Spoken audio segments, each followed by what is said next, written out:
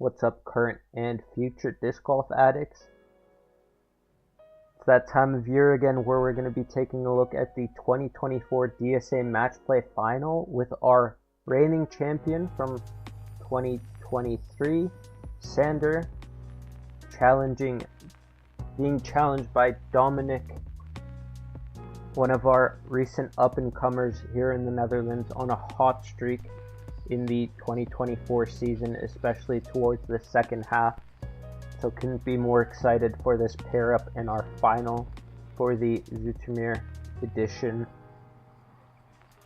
Dominik might not be the most powerful player, but he'll chip away at your score with that precision and accuracy out on the course. And Santtu, our local pro, playing for Prodigy with all the power in the world, playing this big hyzer towards the basket. So we'll see two very different games here, but both especially good at playing for those low scores out on the course. We see Dominik with a longer stab at a putt, and Santtu on this cold morning, not wanting to leave it too far away. Moving on to hole 2, our first par 4 of the day. This is one of our shorter par 4s. So this is one where Santtu does have the opportunity to attack more aggressively. For most people, this is a layup, really, anywhere to the mouth of the gap, playing to whatever distance you're comfortable with that approach. As we watch Santtu play that more aggressive line. And with this cold, muddy conditions, not much skip out there, but Santtu is in a prime spot. And as we're seeing, the trees, bushes, and reeds behind the basket have actually been cut, leaving this approach a lot scarier and more intimidating. But you also have less of a reference point behind the basket for how much space there is. So now more than ever, it's especially important to come up short of that basket. Santtu with a little bit of an unforced error there, leaving that long approach putt short.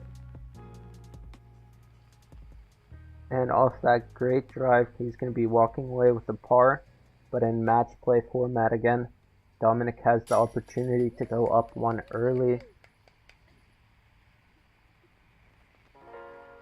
Moving on to hole 3. Hole 3, I didn't have the right tee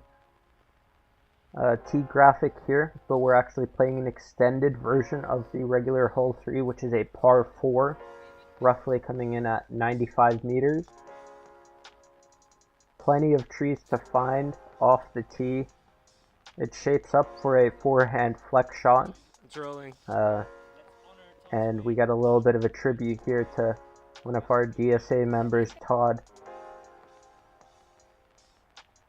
And getting back to our usual program, Dominik chipping up here. Again, if you don't get clean off that tee, it is very hard to access the basket. You really want to try make it up to the regular tee pad of blue hole 3 to have any chance at finding a defined line to the basket. As we watch Dominik with a textbook approach. Santtu having to get a little bit tricky with this pending backhand. Both putting for pars right now.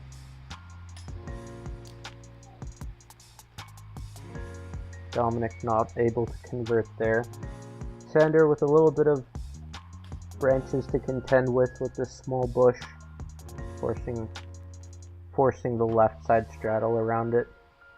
Both tapping in bogeys, walking away with the same score. Hole 4, we also have a new alternate tee pad playing directly at this basket, playing into the slope more. And this one's still relatively new to me, watching how to play it. Both Santtu and Dominik opting up for putters there. Just trying to play a straight shot really with whatever you're comfortable. But with that steep upslope, sometimes it can be especially hard putting, and on the muddier days too. That really is a challenge.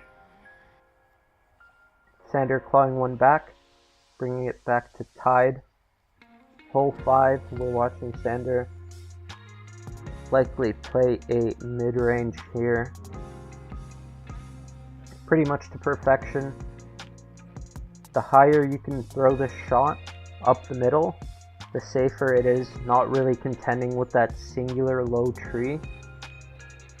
But with that high play, it's also really easy to find your way moving too far left, and that's what Sander's really excelled at. Dominik with a long putt there. We're seeing him just barely be off, but leaving Sander an opportunity to take one.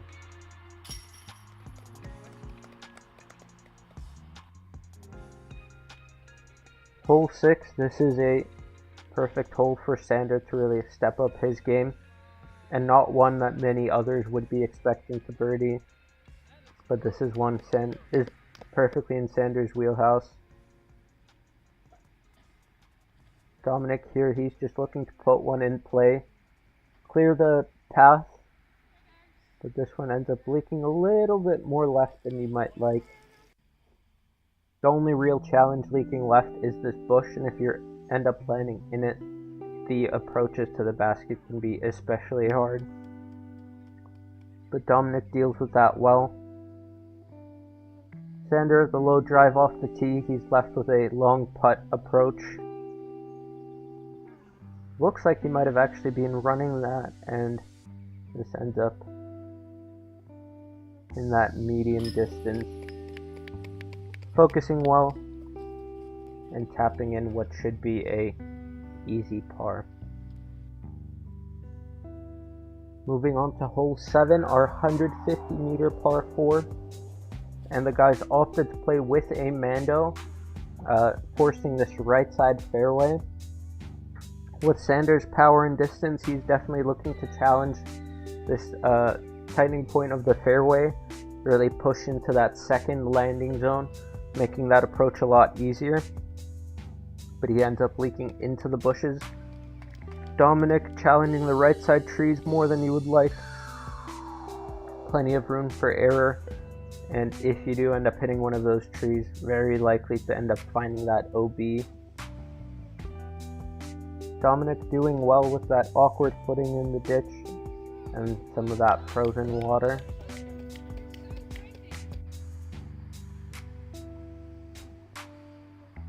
As we watch Sander still finding himself in a long putting range.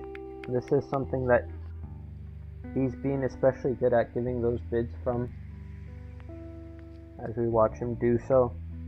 Dominik also, with his jump putt, known to cash a few in.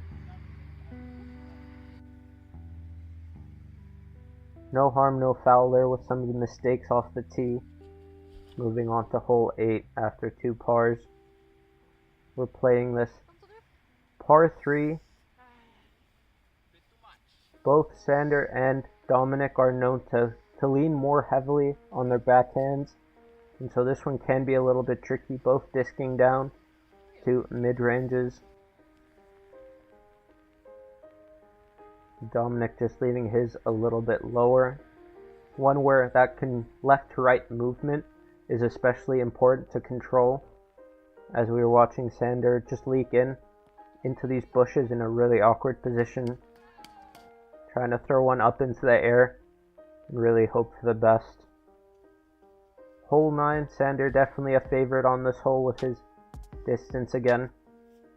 Plays as a very tricky hyzer flip and that bush line all along the right side. Especially important to play it clean and play it to your skill level. If you want to push that distance, it's especially important to not let any disc flip all the way over to the right, because that's when you find yourself in a world of trouble, and it can even be a couple strokes to pitch out of those bushes. We're seeing Sander in a familiar spot again with these long putt approaches. And on this rabbit hole hill, any putt not within a couple meters can be a tester and really make or break any round out here in Zoetermeer. Hole 10 sounding like a broken record again. With all this open space, Sander can let one loose. And that's really where he gains this advantage. As we watch Dominik up second, really good at playing his own game. And being a short par 5, there's not much mistakes that you can make off the tee. It's really all about the second and third shot, putting yourself in a position where you're comfortable approaching towards the basket and really sticking to your game plan. A little surprising to see, but Dominik actually ended up getting more of a skip than one might expect. And Sander, even though he leaked left, he actually leaves this pure hyzer line towards the basket. And challenging those right side trees, gets an awful kick and ends up landing in some of these nasty bushes that we'll get to take a look at soon. But really, this opens the door for Dominik, where he can just play this safe hyzer and doesn't even need to try park the basket really to put that pressure, seeing how tricky of a spot Sander is in right now. In the center of your screen, you'll see some movement. Sander pitching up already one, making it halfway through, and now trying to throw in before ultimately conceding the hole to Dominik as we move on tied into our lake loop. Starting off with hole 11, OB all around.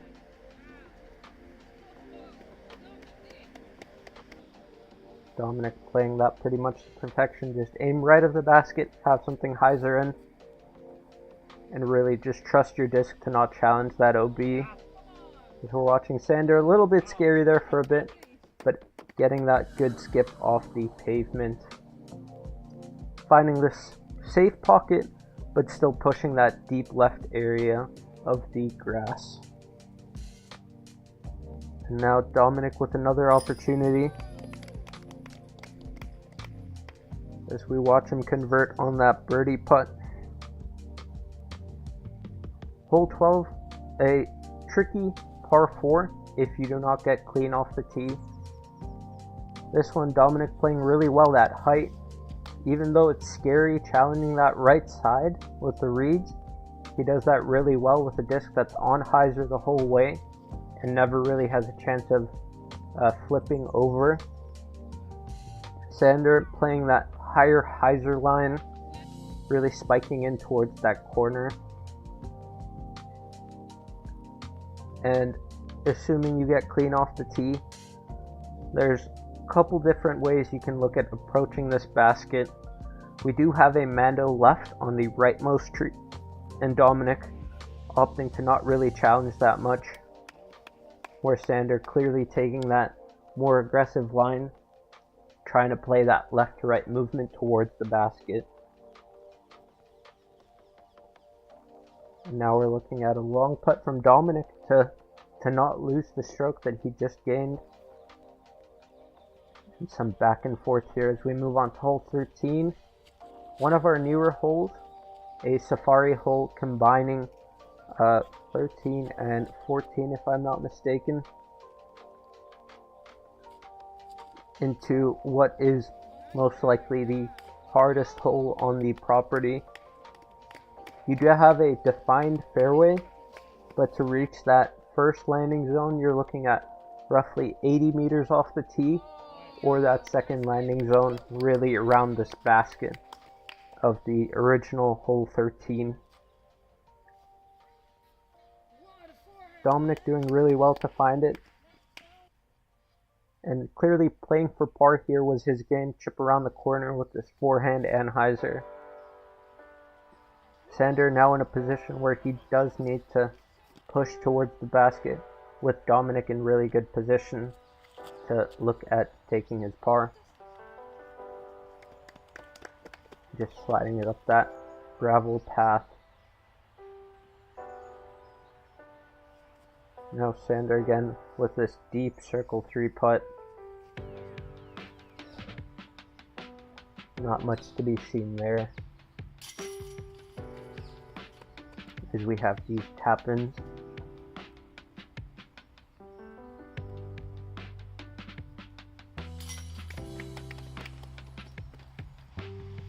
Dominik going up one into hole 14.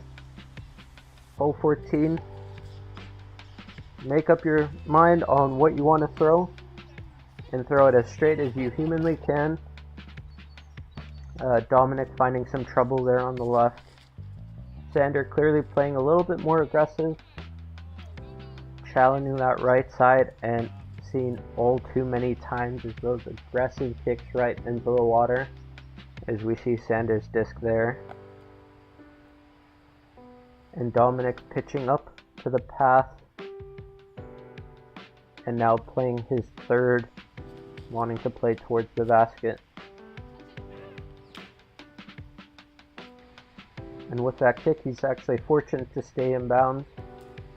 Sander, even though he ended up finding that OB, very fortunate spot with this cleared off area, giving himself a par putt actually on this tricky par 4. Unfortunately, I ended up missing Dominik's fourth shot, but he ended up throwing a tomahawk that hit the cage, just bounced off, and so he almost tied the hole there. But Sander took an OB4, tying the game back up with 4 more holes left. Hole 15, we have a Mando left early and a Mando right. Sander navigating the second Mando, and the path is not OB, it's the road off to the left. So he does find himself with a birdie putt there. Dominik not pleased with his low shot. Only a couple vines that he has to navigate, and pretty much guaranteeing his par. So now it's all up to Sander on the putting green to see what he can do. And finally cashes one in. You know he's good for them, so it's always good to see one go in. Hole 16, definitely a sidearm hole. Sander pretty much playing that to perfection, where you want to throw it out to the left. You do have this early bush to the right that is OB, and it can be very tricky if you're trying to play that backhand left-right moving shot, because you need to be moving right around that 100-meter spot. Dominik not playing much with it, laying up off the tee, and he was trying to run the second shot or give it a chance with Sander parked. And just like that, we have Sander up 2, and Dominik now in a position where he has to win every hole moving forward to push it into a playoff. Hole 17, not much room for separation though. A pretty easy backhand hyzer for most players, as we watch Sander do that and Dominik follow that line pretty well. And with that final putt, we crown Sander our 2024 Zoetermeer DSA Match Play Champion, and he gets his official trophy handed over by our club representative Rebecca, and add his name 2 years running now to the Match Play Wall of Champions. If you haven't already checked it out, go to Stanheiser's channel to check out the Nieuwegein Championship, Match Play Champion, be crowned in Rennes, and we look forward to seeing you in our 2025 Match Play Championships. If you enjoyed what you saw, don't forget to leave a like, comment, and subscribe.